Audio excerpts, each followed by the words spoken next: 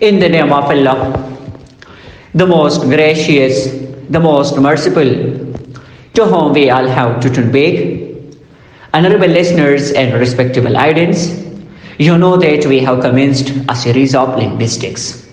In linguistics, we started the chapter that is semantics, which is the scientific and philosophical study of meaning. In semantics, I told you about lexical relations, also known as semantic relation or sense relation. And then I discussed the topics in lexical relation, and that is synonyms, antonyms, and eponyms. Synonyms, I told you that when two words, they are similar and meanings are very closely related to each other in meanings, they are called synonyms. And antonyms are those words which are opposite and meanings. And eponyms means when the meaning of one word is related and the meaning of another word. Or when the meaning of one word is included in the meaning of another word, such type of meaning, such type of relation, that is called eponym.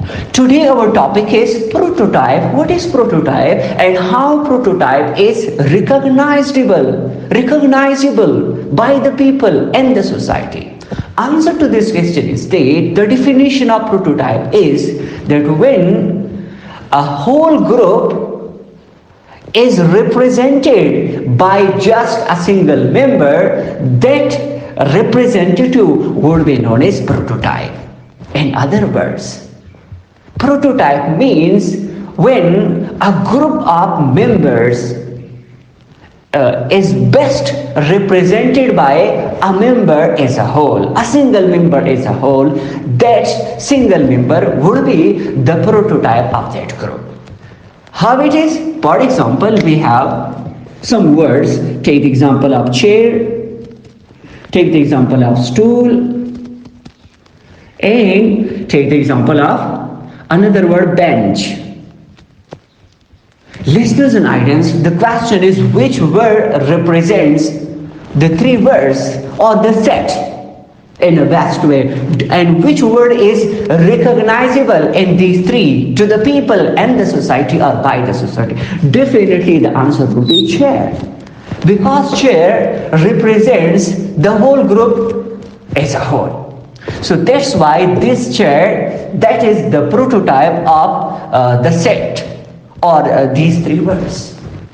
Take the example of another group. For example, we have dove, we have pigeon, okay, and we also have, take the example of a sparrow.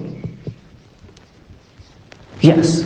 Now the question is, which word best represents the whole words? Answer would be the sparrow. So this sparrow represents the whole bird. Yes, the question is that how they are similar to each other, because they are different birds. Answer to this question is that yes, these three birds, they are different from each other, but they also have some same characteristics. They have resemblance. For example, they are flying, and they are also they are having wings. So because of their wings and because they are flying, so that's why they are having resemblance with each other. So one of them represents them best. So it is therefore the prototype.